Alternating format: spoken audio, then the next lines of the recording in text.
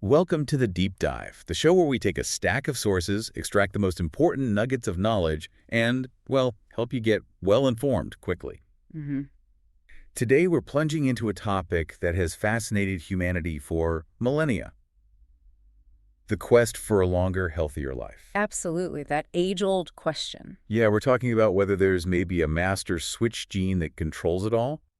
And for years, one particular gene has been, the leading candidate for this role. Right. Its variants have been consistently linked to exceptional human lifespans across incredibly diverse populations, from Japanese Americans to Southern Italians. It keeps popping up. And that gene, you might have guessed it, is FOXO3.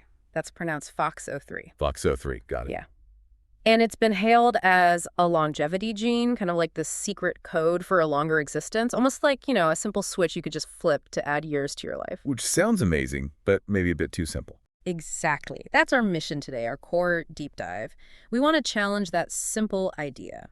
We're going to propose, a more profound understanding. FLXO3 isn't just a basic switch for extending life. Okay. Instead, it seems to be a highly sophisticated resilience gene. Resilience gene. Yeah. Okay, so if I'm understanding this correctly, we're moving beyond a simple, cause and effect idea, and instead viewing FOXO3 as part of a much larger, much more dynamic system. Is that right? That's precisely it.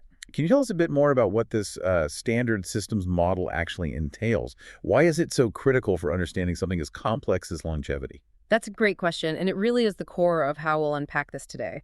To truly appreciate what FOXO3 is doing, we need a powerful analytical lens, one that looks at the cell and its processes holistically. Right, not in isolation. Exactly. We call this a standard systems model, and this framework emphasizes the flow and integration of three fundamental components within any living system: energy, material, and information. Energy, material, and information. Okay. It's a universal way, really, to understand how complex systems operate and, maintain themselves.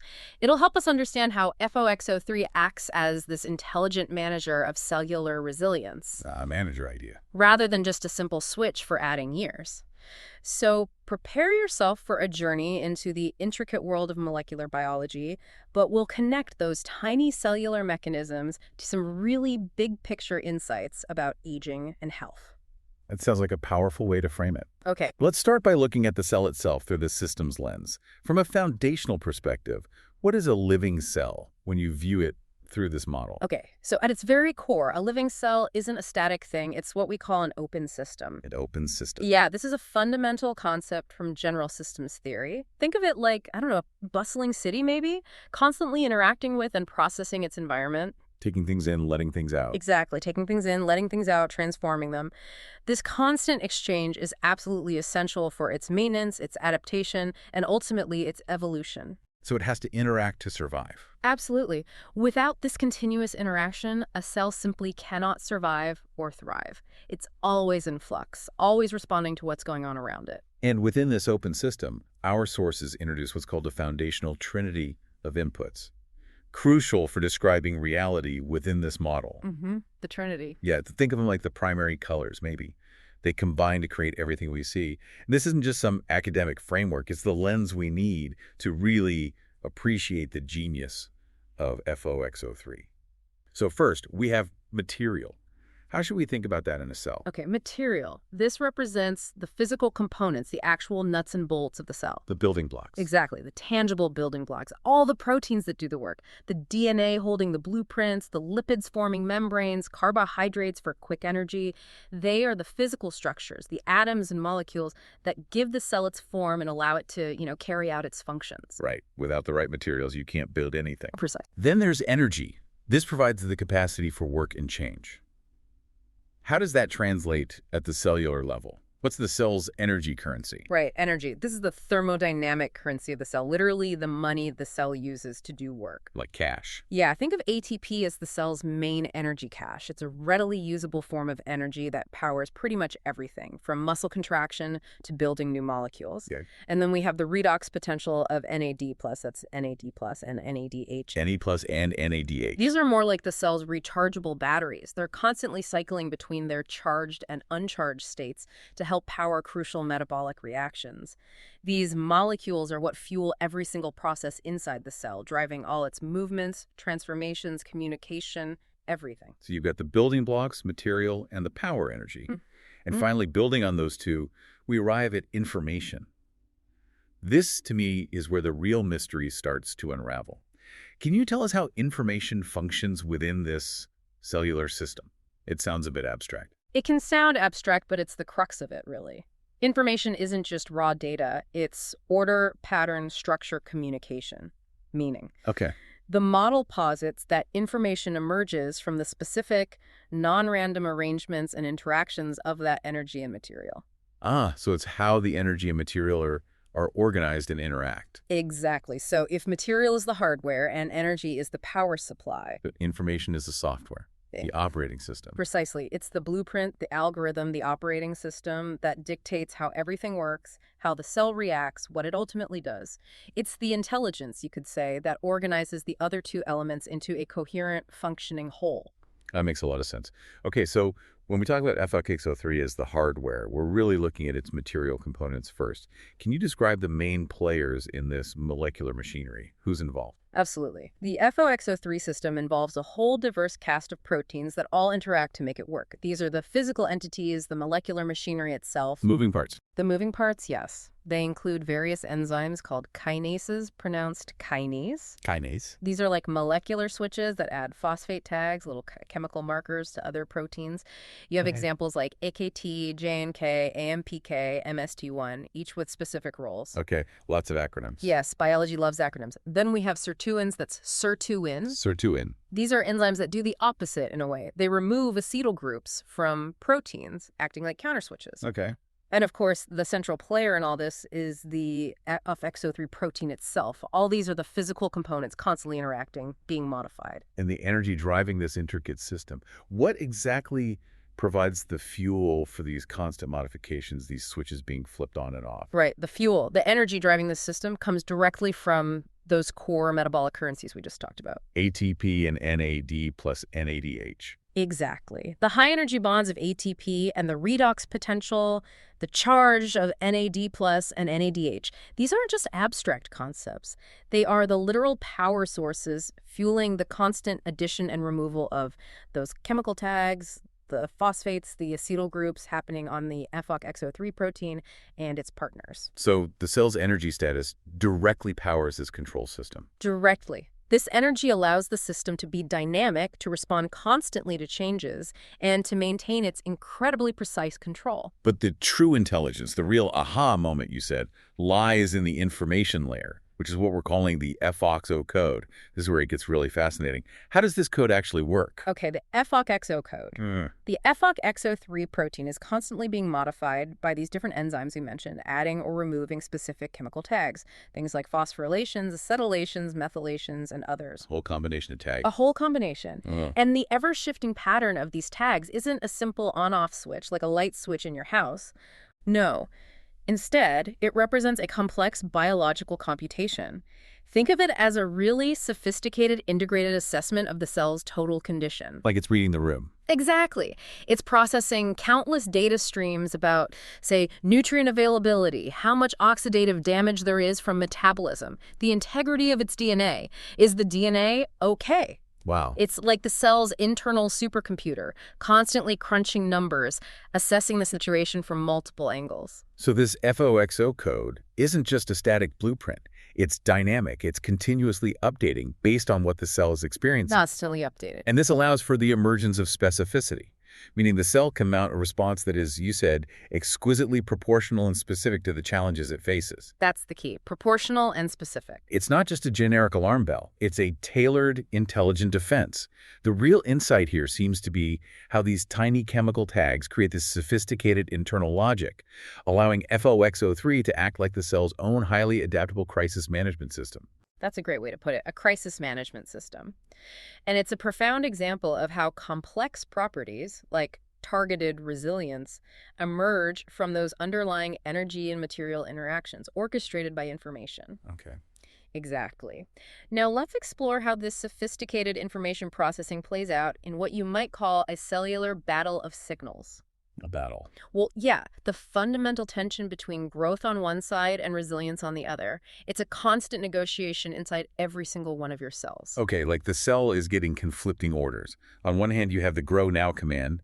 You mentioned this is usually dominant in a young, healthy, growing organism. Right, the default setting, often. This comes primarily from the insulin IGF-1 signaling pathway or ICE pathway. So we should think of this as a powerful, broad flow of information signaling abundance and safety. Absolutely. It's broadcasting the message, hey, resources are plentiful, the environment seems safe, let's prioritize growth, making more cells, reproduction above pretty much all else right now. Get big and multiply. Basically, yes. And how does that translate into action for FOXO3 specifically? What does that grow now signal do to it? Okay, so this ISA signal activates a key enzyme, a kinase called AKT. AKT. And AKT directly modifies FOXO3 by adding those phosphate tags we talked about, but at several specific locations on the protein. These aren't random changes, they're like precise molecular signals. And these signals turn FOXO3 off. Effectively, yes. They switch FOXO3 off. This modification leads to FOXO3's inactivation and, importantly, its banishment from the nucleus. Kicked out of the control room. Kicked out of the control room, exactly. It can't get to its target genes in the DNA when it's stuck out in the cytoplasm, the main body of the cell. Okay. And to really shut it down, it's often marked for degradation by a cellular recycling plant called the proteasome. The proteasome, like a shredder. That's a perfect analogy. This sophisticated machinery acts like the cell shredder, breaking down unneeded or damaged proteins, including inactivated FOXO3, to prevent cellular clutter and recycle the components. Wow.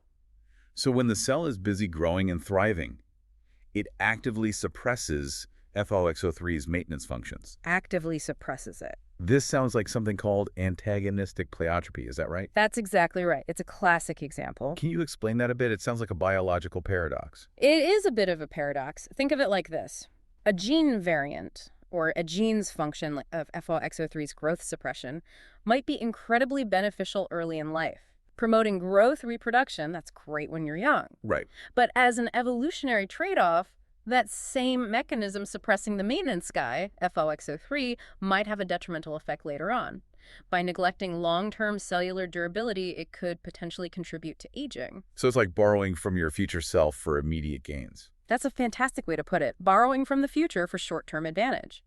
And it's a fundamental concept in how evolution shapes our lifespans and aging processes. Okay, but that's not the whole story. You said the flow of information isn't just one way. Definitely not. Life's inevitable stresses things going wrong basically generate powerful countercurrents, urgent messages that can override that dominant growth directive. Alarm signals. Think of them exactly like alarm signals demanding a shift in priorities, like a sudden emergency broadcast cutting through the regular TV programming. Okay, give us an example. What kind of stress triggers a countercurrent? Well, for instance, take oxidative stress. This happens when reactive oxygen species, or ROS, Those damaging molecules from metabolism. right, unstable molecules that can cause damage, when they surge, maybe due to high metabolic activity or environmental factors, it's a clear danger signal for the cell. Okay. And here, a different kinase called JNK comes into play. JNK modifies FOXO3, adds its own specific phosphate tags, but importantly at different sites than AKT does. Veteran code. Different code, exactly. And this JNK modification actively frees FOXO3 from its cytoplasmic confinement. Remember, it was kicked out. Yeah. JNK basically sends it right back into the nucleus, back into the control room to activate defenses. So it overrides the off signal from AKT. It's a critical override mechanism. It allows the cell to prioritize stress response, even when those pro-growth signals might still be lingering. It's like the cell saying, hold on, growth is nice, but we have a fire to put out right now. That makes sense. What about other stresses, like running low on food or energy? Another crucial countercurrent comes from nutrient deprivation, when the cell senses low energy or scarcity. Here, two key players send famine or metabolic alert signals, AMPK and the sirtuins. Okay, AMPK first. What does it do? AMPK, that's AMP-activated protein kinase, acts as the cell's master sensor of energy status. It gets activated when the ratio of AMP to ATP is high, Meaning energy is low. meaning the cell's energy currency, ATP, is being used up faster than it's being made. The cell's running low on fuel. Right. AMPK directly phosphorylates and activates FOXO3, so it provides a direct link from that low energy state directly to activating pro-survival pathways via FOXO3. It's the cell initiating a survival protocol, basically. And then you mentioned the sirtuins again, like SIRT1, SIRT2, SIRT3. How do they fit into this low-energy response? Right, the sirtuins. These are NAD plus A-dependent protein deacetylase. Remember, NAD plus KIG. A rechargeable battery. Exactly. Their activity is highest in low-energy states when that NAD plus NADH ratio is elevated, signaling that resources are scarce and the cell is in a more oxidized catabolic state. Okay. What's fascinating is that sirtuins modify FOXO3 by removing acetyl groups. Deacetylation. Opposite of adding tags, they remove them. They remove specific ones, yeah. And this generally activates FOXO3, enhancing its ability to bind to DNA and drive the expression of stress resistance genes. This creates a really powerful link between your metabolic state reflected in that NAD plus level and the activation of FOXO3's defense system. So your cell's fuel gauge is directly wired to its main defense general, FOXO3. In a way, yes, it's a very direct line. What's really insightful here, then, is that FOXO3 isn't just listening to one signal. It's acting as a central processing unit, right? Absolutely. A CPU is a good analogy. It's integrating all these competing signals. The grow-now signal from ISIS, the danger signal from oxidative stress via JNK, and the energy low signals from AMPK and sirtuins. All coming in at once, potentially. And it processes all this complex information to determine the cell's ultimate course of action, which is clearly far more nuanced than just being on or off. Far more nuanced. It's about weighing immediate threats against long-term sustainability, growth versus survival, based on the total picture. And this brings us back to the intricate FOXO code in action. You mentioned post-translational modifications, or PTMs, these chemical tags. Let's get a bit more specific. For example, when growth signals are strong, you said AKT puts on specific tags. Right. Inhibitory phosphorylations, typically at sites like threonine 32, serine 253, and serine 315 on the FOXO3 protein. And these act like do not enter sign. Exactly. They lead to FOXO3 being kept in the cytoplasm, unable to reach the DNA in the nucleus, and eventually targeted for degradation by that proteasome shredder. This actively prevents it from turning on its protective genes, favoring growth. Okay, but then you have the activating modifications from stress signals. Yes. Other kinases add different tags. JNK phosphorylation, for instance, specifically promotes nuclear import. It's like a green light, sending FOXO3 right into the nucleus where it needs to be. And AMPK. AMPK phosphorylation also activates FOXO3, but seems particularly important for enhancing its transcriptional activity once it's in the nucleus, making it better at turning on those defense genes, boosting the overall stress resistance and metabolic adaptation. Okay. And you mentioned another one, MST1. Yeah, MST1 is another kinase that activates FOXO3 in response to specific stresses, and it seems particularly linked to inducing autophagy, that cellular house cleaning process. So different stresses trigger different kinases, adding different tags to FOXO3. Different tags, or the same tags, but maybe in different combinations or with different timing. It's complex. And beyond adding phosphates, phosphorylation, emphasize removing acetyl groups, deacetylation, by sirtuins. Absolutely critical layer. The sirtuins, especially ArterSIR1, need NAD+ to work, remember. So their activity directly senses the cell's metabolic state, low energy, high NAD+. Right.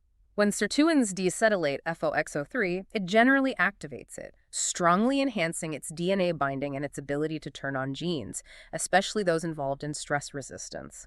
It's a powerful way the cell links its energy status directly to activating its most robust defenses. It feels like there are multiple layers of control. There are. And the regulation is further refined by things like methylation. Specific enzymes can add methyl groups to FOXO3 as well. And what does methylation do? It can modulate the protein stability, how long it sticks around and stays active in the cell. It can also fine-tune its ability to turn certain genes on or off. Sometimes it activates, sometimes it represses, depending on the specific site and context. There's even competition, say, between sirtuins deacetylating a site and other enzymes methylating the same site. Wow, okay, so it's incredibly precise. Very precise. This really shows just how many different ways FOXO3's activity can be dialed up or down, or steered towards specific functions. So you can really see how this isn't just one modification doing one thing. It's a highly sophisticated combinatorial system. Combinatorial is the perfect word. This FOXO code allows FOXO3 to distinguish between different types of stress, maybe an acute burst of oxidative stress, versus a long-term chronic energy shortage. Exactly. Different inputs create different patterns in the code. And then mount precise context-dependent responses. It's like the cell's internal GPS, constantly getting signals about nutrients, damage, energy levels, and then figuring out exactly what kind of crisis it's facing and directing the right resources to it. Mm-hmm. This level of nuance really highlights its role as an intelligent manager, not just a simple switch. That's the core message. It's an integrator, a processor, a manager. So when those stress signals prevail, when the FOXO code indicates a need for action, Mm-hmm. FOXO3 heads into the nucleus Back to the control center. and orchestrates what you called a comprehensive curriculum for cellular rejuvenation. Yeah, I like thinking of it that way. Not just one action, but a whole program. A coordinated, multifaceted defense program designed to directly counter those hallmarks of aging, the fundamental types of cellular damage that accumulate over time and lead to decline. Nicely. It gets to work on multiple fronts simultaneously. Okay, let's break down that curriculum. One of the primary problems cells face is oxidative stress, the buildup of those ROS molecules from just living, basically. Right, the byproducts of metabolism. They're unavoidable to some extent. And over a lifetime, this ROS-induced damage just wreaks havoc on vital cellular components, proteins, lipids, even DNA. It's a major contributor to aging. You compared it to rust forming on a machine. It's a good analogy. A slow, steady accumulation of damage. So what's FOXO3's solution in its curriculum? How does it fight the rust? FOXO3's solution is elegant. It's a master regulator of the cellular antioxidant response. When it's active, it goes into the nucleus and directly binds to the control regions, the promoters of genes that encode potent ROS scavenging enzymes. Like enzymes that neutralize these ROS molecules. Exactly. Key targets include manganese superoxide dismutase, known as SOD2. This one's crucial because it's located specifically in the mitochondria. The powerhouses, where most ROS are made. Precisely. So it's tackling the problem right at the source. It also ramps up production of other key players like catalase and various peroxyredoxins. So it's building up the cell's shields. Essentially, yes. By boosting these enzymatic shields, FOXO3 is critical for protecting cells, especially those long-lived, non-dividing cells like neurons in your brain or cells in your heart, from that relentless oxidative assault over decades. Okay, that's a big one. What's next in the curriculum? Huh. Another critical hallmark of aging is genomic instability, basically DNA damage accumulating. Right. Our DNA, the master blueprint for everything the cell does, is constantly under attack from both internal sources like ROS and external things like UV radiation.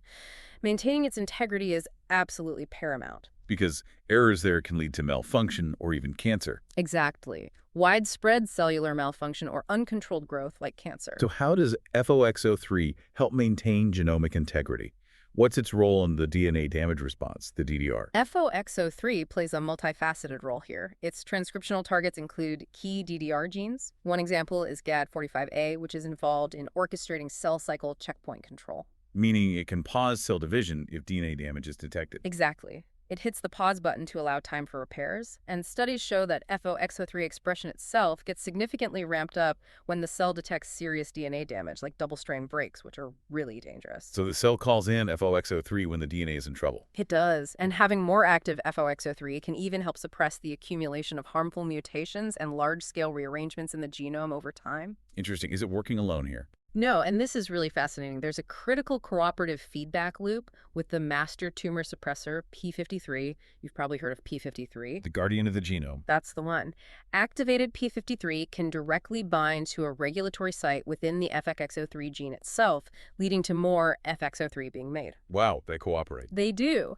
And interestingly, this regulatory region within the FXO3 gene is exactly where some of those human longevity-associated genetic variations, the SNPs we'll talk about later, are located. Ah, so regulating FOXO3 expression in response to DNA damage seems key for healthy aging. It really suggests that. There's also another interaction, the FXO3A FOXM1 axis. FXO3A actively represses another protein called FOXM1, which tends to promote cell proliferation and is often overactive in cancer. So FOXO3 is helping balance DNA repair with these critical cell fate decisions: repair, pause, or something more drastic. Okay, so FOXO3 is like the cell's quality control manager. It tries to fix things, but it also knows when to cut its losses, right? Exactly. Which leads us to its role in regulating cell fate, specifically apoptosis and cell cycle arrest. The problem here is that cells that are too badly damaged or maybe starting to become cancerous need to be removed or at least stopped. Right. They pose a threat to the whole organism. So how does FOXO3 handle this? Well, as a cornerstone of its tumor suppressor function, FOXO3 can directly activate genes that promote apoptosis. Apoptosis, that's programmed cell death, Yeah, right. controlled demolition. Exactly. It triggers a clean, tidy self-destruction process to eliminate potentially harmful cells. Things like activating genes called BIM, phase ligand, TRAIL. This is absolutely critical for preventing cancer development throughout life. But it doesn't always go straight to demolition. No. If repair might still be possible, or if eliminating the cell isn't the best option, FOXO3 can induce cell cycle arrest instead. Hitting the pause button again. Right. It upregulates specific inhibitor proteins like P21, CYP1, and P27, KIP1 that temporarily halt cell division. This provides a window for DNA repair mechanisms to work. And the damage is too severe even after pausing. Then this arrest can become permanent, leading to cellular senescence. The cell stops dividing forever, effectively taking itself out of commission without self-destructing. It just sits there, sometimes sending out signals, but it won't proliferate. It's another strategic choice for the greater good of the organism. Okay, so it manages DNA damage, oxidative stress, and decides the fate of damaged cells. What else is in the curriculum? What about general wear and tear on proteins? Yes, proteostasis, protein quality control. Right. A decline in proteostasis leads to the accumulation of misfolded or damaged proteins, another central hallmark of aging, like junk building up in a factory, hindering operations. And FOXO3 is a pivotal regulator here, too, orchestrating two major quality control systems to clear out that junk. Those systems. Yes. First, it promotes autophagy. That literally means self-eating. Okay. This is the bulk degradation process where chunks of the cytoplasm, including damaged organelles like old mitochondria or clumps of misfolded proteins, are enclosed in membranes. Like trash bags. Kind of like trash bags, yeah. And these are then delivered to the cell's recycling centers, called lysosomes, for breakdown and reuse of the building blocks. FOXO3 turns up the genes needed for this process, like LC3B and Beclin-1. So it ramps up the cellular recycling program. It does. And second, FOXO3 also activates components of the ubiquitin proteasome system, or UPS. The shredder again. Back to the shredder. But the UPS is more for targeted degradation of specific individual proteins, often ones that are misfolded or just no longer needed. FOXO3 drives the expression of enzymes that tag these proteins for destruction by the proteasome. For example, in muscle tissue, it activates things like atrogen-1 and MIRF1. So it's got both bulk cleanup and targeted removal covered. Helps maintain a clean, efficient cellular environment. Exactly. Essential for long-term function. Okay, this is all incredibly comprehensive at the cellular level, but perhaps one of the most critical functions, especially when we think about organismal longevity and overall health span, is FOXO3's role in preserving regenerative capacity, Yeah. essentially maintaining our adult stem cells. Yes, this is hugely important. The problem here, as we age, is the gradual exhaustion of these stem cell pools. Right. The ones responsible for repairing and replacing damaged tissues. And that exhaustion drives a lot of age-related decline in tissue repair and organ function. Absolutely. Lose your repair crews and the building starts to fall apart. That's why this function of FOXO3 might be truly paramount for longevity. So how does it help maintain stem cells? FOXO3 is essential for maintaining the homeostasis, the stable functional state and long-term function of adult stem cell pools across various tissues. Think hematopoietic stem cells that make our blood, Okay. neural stem cells in the brain, muscle satellite cells for muscle repair. It seems to do a few key things for them. Like what? One major thing is it promotes quiescence. Quiescence, meaning dormancy. Exactly. It encourages these stem cells to remain in a dormant, protected state, ready to be activated only when needed for repair, rather than constantly dividing. Constant division risks exhaustion, accumulating mutations, shortening telomeres. So it keeps them safe and preserves their potential for longer. Precisely. It also actively protects these precious stem cells from oxidative stress, using those antioxidant defenses we talked about. Okay. And furthermore, in some contexts, like muscle stem cells, it activates crucial signaling pathways, like Notch signaling, to enhance their ability to self-renew to make more copies of themselves when they do divide. So it helps them stay dormant, protects them, and helps them replenish themselves when needed. It's a multi-pronged strategy to ensure that these cellular reservoirs remain available for future repair and regeneration throughout an organism's lifespan, even if individual, more specialized cells are sacrificed along the way through apoptosis or senescence. So it's not just about making individual cells last longer. It's about preserving the body's fundamental ability to repair and replace them over the long haul. That's the key. That's the backbone of health span, the ability to bounce back, to repair, to regenerate. And FOXO3 seems central to maintaining that capacity. All these molecular mechanisms provide a really strong biological basis for FOXO3's role in aging. I mean, it's involved in so many protective pathways. It really is a master regulator. But the most compelling evidence, maybe, comes from humanity itself. From these large-scale population studies, this is where the rubber meets the road, so to speak. Absolutely. You can show mechanisms in cells or mice all day long, but does it actually translate to human longevity? That's the ultimate test. And the field of human longevity genetics was really, you said, galvanized by a landmark 2008 study. Yes, by Wilcox and colleagues. They conducted a study in a large, relatively homogeneous cohort of Japanese-American men living in Hawaii. Okay. And they reported a strong, statistically significant association between genetic variants in the FOXO3A gene, that was just an older name for FOXO3, and survival to extreme old age, particularly into the 90s and beyond. And this population was chosen because they have a higher rate of exceptional longevity. Exactly. It provided a powerful initial finding in a population known for living long, healthy lives. And what's remarkable, you noted, is how widely this initial discovery was replicated. It wasn't just a one-off finding. Not at all. That's what made it so exciting. Within a surprisingly short period, the association of FOXO3 variants with longevity was confirmed in numerous independent cohorts across incredibly diverse ethnic backgrounds. We're talking Southern Italians, Germans, French, multiple independent groups of Han Chinese. Wow, all over the world. All over the world. This consistent association across such varied populations really solidified FOXO3's status as a premier longevity gene. In terms of consistent replication in human studies, it's really second only to apophothoprotein E, or APOE, which is famous for its link to Alzheimer's and cardiovascular disease risk. That kind of repeated finding across different groups is a really strong indicator of a true biological effect, isn't it? Less likely to be a statistical fluke. Much less likely. It strongly suggests a fundamental role. So to get a better handle on the size of this effect, researchers performed meta-analyses, pooling data from many studies. Exactly. Meta-analyses combine data from many independent studies to get a more robust and precise estimate of the overall effect. A pivotal one was published in 2014 by Bao and colleagues. Okay. They synthesized data from 11 studies involving over 5,000 long-lived individuals, people in their 90s or older, and thousands of younger controls. And this comprehensive analysis confirmed that a handful of specific single nucleotide polymorphisms. SNPs. Yeah. Those common variations in the DNA sequence. Right, a single letter change in the DNA code that's common in the population. They confirmed that specific SNPs within the FOXO3 gene are significantly associated with human longevity. They pinpointed several key ones. And what was the magnitude of the effect? Did having the good version of the FOXO3 SNP make you live dramatically longer? Well, the odds ratios for possessing the protective variant of these SNPs were modest, statistically speaking, typically falling in the range of 1.20 to 1.45. Okay, what does that mean in plain English? It means that having the protective variant increased your odds of reaching exceptional old age by about 20% to 45% compared to someone without that variant. So it's a boost, but not a guarantee of becoming a centenarian. Exactly. It's statistically highly significant, meaning it's very unlikely to be due to chance, but the effect size is modest, and this magnitude of effect is entirely consistent with longevity being what we call a complex polygenic trait. Meaning many genes are involved? Many genes are involved, each contributing a small but additive effect, along with environmental factors, lifestyle, luck, everything else.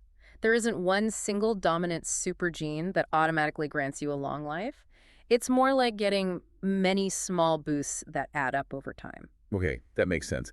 But what's truly insightful, you said, and what really underscores this resilience gene idea we started with, are the nuances that emerge from these studies. It wasn't just a straightforward good gene story. Not at all. The nuances are where it gets really interesting. One of the most consistent and frankly intriguing findings is what we call gender dimorphism. Gender dimorphism, differences between men and women. Exactly. The association between these protective FOXO3 variants and longevity is significantly stronger and more frequently observed in males than in females. Really? That's surprising. It is. For example, that 2014 meta-analysis found the protective effect, that odds ratio boost, to be substantially greater in males compared to females. In many studies looking just at women, the effect wasn't even statistically significant. Wow. That's a striking difference. Why do you think that is? Yeah. Are there specific biological reasons that might explain why this gene seems to confer a greater benefit to men? That's one of the million-dollar questions, and researchers are actively exploring several hypotheses. It's a real puzzle. Any leading ideas? Well, one leading idea revolves around hormonal differences. Estrogen, for example, is known to have various protective effects, particularly on cardiovascular health, and it can also influence cellular stress responses itself. So it's possible that women, with their generally higher estrogen levels for much of their lives, might already have a higher baseline resilience in some relevant pathways. Or perhaps they have other genetic or hormonal pathways that partially overlap with FXO3's functions. So the FXO3 boost might be less noticeable because women already have some protection. That's one possibility. It might mask or attenuate the specific effect of the FXO3 variants in women. Another hypothesis points to differential disease burdens. How so? On average, men tend to develop major age-related diseases like heart disease and type 2 diabetes earlier and at higher rates than women. Right. So if FXO3 primarily acts as a resilience gene against the stressors caused by these diseases, And its protective effect would naturally be more apparent in the group that experiences those challenges more acutely, men in this case. precisely. If the gene helps you weather the storm, you'll see its benefit most clearly in those who face the storm more often or more severely. That makes perfect sense. And it gets even more specific, you said, really demonstrating this resilience gene concept in action. Yes, perhaps the most pivotal finding supporting this idea is the conditional effect based on health status. This came from a critical follow-up study of that original Japanese-American male cohort. What did they find? They found that the longevity-associated FXO3 variant only conferred a significant survival advantage, meaning it actually extended lifespan in men who already had pre-existing cardiometabolic diseases, things like heart disease or diabetes. Only in the men who were already sick. Yes. In the men within that same cohort who were generally healthy, free of these major diseases, surprisingly, the protective FXO3 variant had no discernible effect on their lifespan. It didn't make the healthy guys live longer. That is absolutely crucial and kind of counterintuitive if you think of it as just a longevity gene. It really is, and it's the strongest evidence we have for the resilience gene hypothesis. This pattern, stronger in males and conditional on the presence of health risks, strongly suggests that FXO3 variants do not simply extend lifespan by default in everyone. Instead, they seem to confer a survival advantage, specifically by bolstering the body's resilience against the physiological stressors and diseases that are major drivers of age-related mortality. It's like having a stronger immune system. It only really shows its benefit when you're exposed to germs. That's a perfect analogy. If you live in a sterile bubble, that extra immune strength doesn't translate into a longer life. Similarly, these FXO3 variants seem to provide a robust internal defense system that becomes incredibly valuable, life-extending even, only when the body is under attack from chronic diseases or significant physiological stress. And since men, on average, have that higher and earlier incidence of cardiovascular and metabolic diseases. The male-specific effect we see might actually just be a proxy for being in a high cardiometabolic risk state, where this stress response gene's benefits are most needed and therefore most apparent. It's about surviving the storms, not necessarily preventing sunny days from ending. That truly reframes our understanding. It's not about preventing challenges, but about being better equipped to survive them when they inevitably arise. Precisely. It's about robustness in the face of adversity. This also ties into the idea of gene-environment interactions, doesn't it? Our genes don't operate in a vacuum. Absolutely not. Studies from the Chinese Longitudinal Healthy Longevity Survey, the CLHLS, have provided some fascinating examples of this. What do they show? Well, for instance, they looked at cognitive function in the elderly. They found that the protective effect of FXO3 variants on maintaining good cognitive function was strongest in individuals living in areas with low air pollution. Okay. But this protective genetic effect was significantly attenuated, basically weakened or even absent, in elderly individuals who were exposed to high levels of PM2.5 air pollution. So the environment pollution in this case could essentially override or negate the benefit of having the good gene variant. It could significantly dampen it, yes. This truly highlights how your environment can powerfully modulate genetic effects and shape your trajectory of healthy aging, even if you have a beneficial genetic predisposition. It's like having a great car, maybe, but if you're constantly driving it on terrible potholed roads, its performance is going to suffer regardless of how good the engine is. That's a great analogy. Our genetic predispositions interact constantly with our lived environments, diet, pollution, stress, activity levels. It's a constant dialogue. And you also mentioned some evidence suggesting FOXO3's influence might be strongest for survival into the 90s, but could maybe wane for survival beyond age 100. Yes, there's some intriguing, though still preliminary, evidence pointing in that direction. It raises questions about whether the genetic architecture, the combination of genes needed for reaching truly extreme longevity, becoming a centenarian or super centenarian, might be different from what's needed just to reach your 90s relatively healthily. So maybe FOXO3 helps you get to the threshold of extreme old age, but other factors become more important after that. That's one possibility. Perhaps the biological challenges of surviving past 100 are different, requiring a different set of genetic advantages. Or maybe the protective effects of FOXO3 are just less relevant compared to other factors at that extreme end of the lifespan. It's an active area of research. So what does this all mean for decoding the language of resilience? The evidence from human populations seems to completely transform our understanding. It's not just about a biological switch that makes you live longer automatically. Not at all. It's here, perhaps more than anywhere else, that the information layer of our systems model truly shines. We see how FOXO3 processes and acts on the real-world data of our lived experience, disease, pollution, maybe even gender-specific physiology. Yes, it's responding to information from the lived reality of the organism. It's about a system that provides this immense latent value, this resilience capacity. And that value only truly becomes manifest, only really shows up in the survival statistics when a crisis hits, when your system is challenged by disease or environmental stressors. Exactly. Yeah. Its value is revealed under pressure.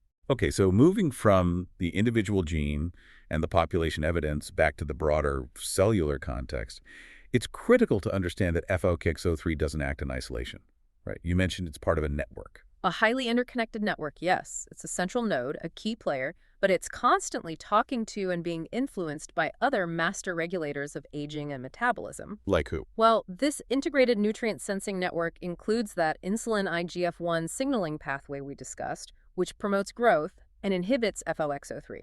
But it also includes key players like AMPK, mTOR, and the sirtuins, which often work with or parallel to FOXO3. It sounds like a complex orchestra. And FOXO3 is maybe a key conductor, or at least a principal player, interpreting signals from multiple sections. That's a good way to think about it. A key conductor, or maybe the first violin, responding to cues from others and leading its own section. Let's revisit FOXO3 and AMPK then. We mentioned that activated AMPK, the low-energy sensor, directly modifies and activates FOXO3. Can you elaborate on the significance of that direct connection? Why is that link so important? This is a really crucial link because it directly connects those low cellular energy states, the kind you might induce through things like caloric restriction, fasting, or even sustained exercise, directly to the transcriptional activation of FOXO3's pro-survival programs. So when the cell senses energy is low, AMPK acts like the energy crisis manager. Yes, exactly. It gets activated and, in turn, directly signals to FOXO3, telling it, okay, energy is low, time to hunker down. Activate our deep-seated defenses, ramp up recycling through autophagy, protect against stress, conserve resources. And this pathway might be a key reason why lifestyle interventions like exercise and dietary changes can have such profound impacts on health and potentially longevity. It's thought to be a fundamental reason, yes. These interventions often trigger AMPK activation, which then signals through FOXO3 and other pathways to promote cellular maintenance and resilience. Okay, then there's mTOR, mechanistic target of rapamycin. Mm-hmm. Another major player in cellular metabolism, often linked to nutrient abundance, right? Opposite of AMPK. Generally, yes. mTOR, particularly the mTORC1 complex, is a central hub that senses nutrient abundance, especially amino acids, and growth factors. When nutrients are plentiful, mTOR gets activated and promotes anabolic processes. Anabolic meaning building things up. Building things up. Protein synthesis, lipid synthesis, cell growth, proliferation, essential for development and tissue maintenance. But high mTOR activity is also linked to accelerated aging. Yes, persistently high mTORC1 activity, especially later in life, seems to promote aging. One key reason is that it tends to inhibit vital recycling processes like autophagy. It keeps the cell in build mode even when maybe it should be in cleanup and repair mode. So how does FOXO3 fit into the mTOR picture? Are they enemies? In many ways, yes, they act antagonistically. What's fascinating is that FOXO3, when it's activated by stress or low energy, acts as a direct suppressor of MTORC1 activity. So FOXO3 actively puts the brakes on mTOR. It does. This ensures a crucial metabolic shift. When FOXO3 is active, signaling stress or scarcity, it makes sure the cell shifts away from costly growth and building processes by inhibiting mTOR and towards maintenance, recycling, like activating autophagy, and survival. It coordinates both sides of the equation, ramping up catabolic processes like autophagy while simultaneously inhibiting anabolic processes via mTORC1 suppression. It's like the cell's internal master switch, moving resources from the growth department to the maintenance and defense department. That's a very good way to visualize it. It reallocates resources based on the prevailing conditions sensed through the network. And finally, let's talk about that powerful synergy between FOXO3 and the sirtuins again. We know sirtuins, especially SIRT1, are these metabolic sensors requiring NAD plus RACE.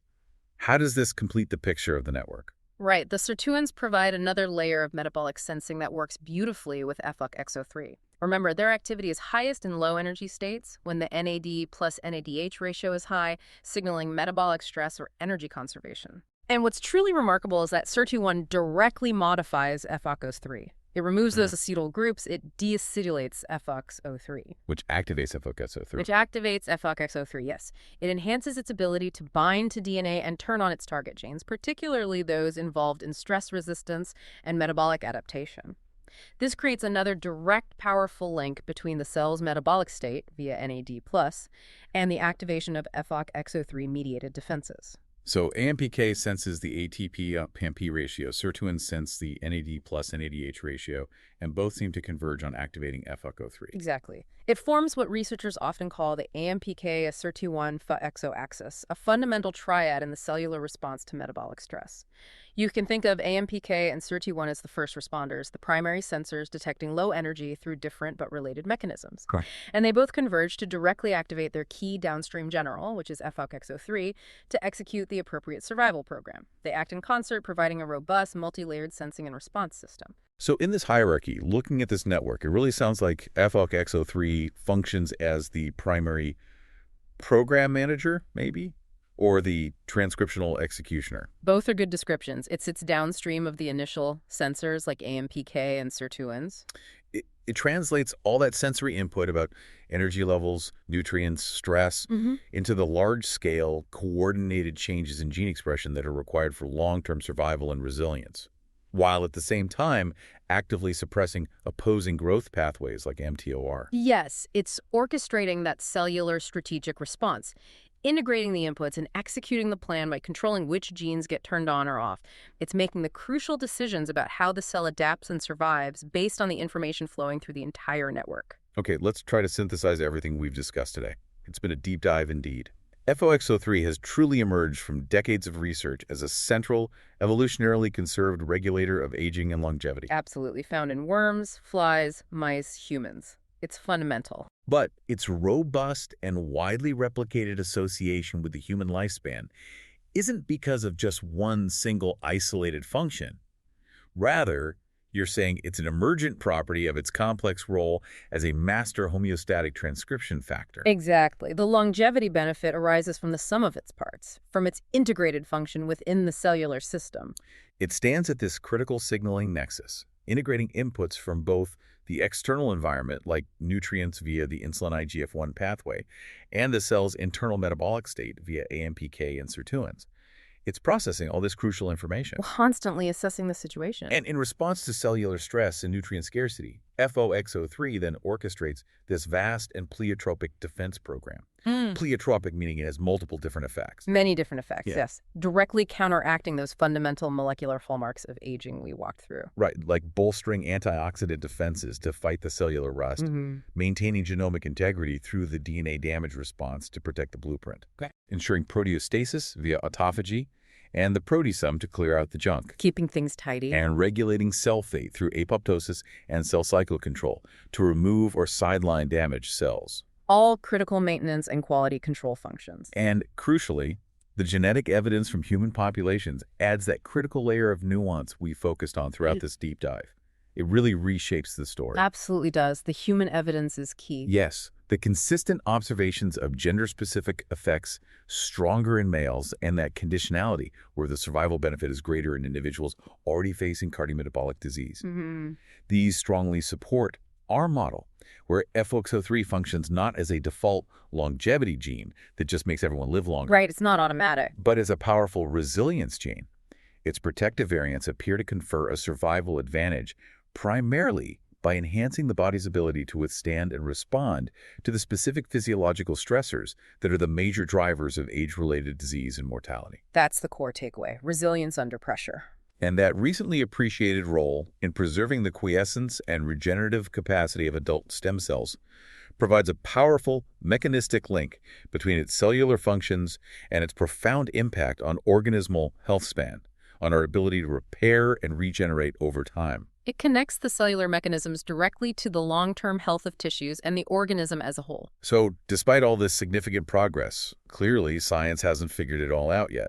Several critical questions remain unanswered, defining the key imperatives for future research in this area. Oh, absolutely. We've learned a lot, but there's still so much more to uncover. For instance, the molecular basis for that stronger and more consistent association of FOXO3 variants with longevity in males remains a major mystery. Still puzzling. Still puzzling. We've discussed hypotheses, hormones, disease risks, but the precise mechanisms are still elusive. Unraveling this could potentially lead to gender-specific strategies or interventions for healthy aging down the line. That would be significant. We also need to understand the precise functional consequences of those longevity-associated SNPs. You mentioned most of them are in non-coding regions of the gene, like introns. That's right. They don't directly change the FOXO3 protein sequence itself, so they're not altering the building blocks of the protein. So how do they work? We need to determine if they subtly alter FOXO3 expression levels, maybe making slightly more or less of the protein, or maybe affect alternative splicing, how different versions of the protein can be made from the same gene. Or perhaps they modify the binding of crucial regulatory factors, other proteins that help turn FOXO3 on or off. It's intriguing to consider if these common SNPs subtly modulate the FOXO code itself. How so? Maybe they just fine-tune the stress response, making it slightly more efficient or slightly more responsive or maybe less prone to overactivation in people who carry the protective variants. It could be a very subtle tuning effect. That makes sense. Small differences adding up over a lifetime. There's also that nuanced question of FOXO3's role in exceptional longevity, particularly survival beyond age 100. You mentioned its influence might wane. Yes, the evidence there is still developing, but it raises the question. Is FOXO3 primarily important for reaching the 90s in good health, but maybe its role is superseded by other, perhaps rarer or more powerful genetic factors for surviving into the hundreds and beyond? A different genetic recipe for extreme longevity. Possibly. Clarifying this requires even larger studies with very precise age stratification, which are inherently challenging given how rare supercentenarians are. Yeah. But understanding this could reveal if there's a different biological strategy needed for reaching truly extreme old age versus just achieving healthy longevity into the 90s. And you also stress the need for comprehensive tissue-specific understanding. FOXO3 probably doesn't do the exact same thing in every cell type. Almost certainly not. We need detailed mapping of FOXO3's specific transcriptional targets and its regulatory networks in different tissues: brain, heart, muscle, liver, immune cells. Understanding its complex, context-dependent functions across the whole organism is crucial if we ever want to develop targeted therapies based on modulating FOXO3 activity. Right, you wouldn't want to boost something in one tissue if it causes problems in another. Precisely. Tissue specificity is key. Plus, expanding research into those gene-environment interactions is crucial. How do other factors, specific diets, types of physical activity, levels of chronic inflammation, toxin exposures, how do all these things interact with your specific FOXO3 genotype to shape your individual trajectory of healthy aging? This is where personalized medicine really comes into play, understanding those individual interactions. It is. Such studies will be essential for moving beyond just finding genetic associations to building a truly holistic understanding of how genetic predisposition and our environment jointly determine human health span and lifespan. It's about building the complete dynamic picture, not just collecting static puzzle pieces. So as we wrap up this deep dive, let's leave you, our listener, with a final provocative thought. The quest for longevity, perhaps, is no longer just about finding a simple key, a magic bullet, to extend life. It seems much more complex than that. It's really about learning to decode the intricate language of cellular resilience, Understanding how our cells actively manage threats, repair damage, and maintain themselves. Sometimes it gets incredible odds over decades. Understanding this language, this FOXO code, and the networks it operates within empowers us, maybe, to better navigate the fundamental trade-off that life presents between growth and maintenance, between short-term gain and long-term survival, both at the cellular level, deep within us, and perhaps even metaphorically, in our own lives. It brings the microscopic right up to the macroscopic decisions we make. So the question for you is, what do you think this focus on resilience rather than just lifespan extension means for how you approach health and well-being in your own life? Something to ponder.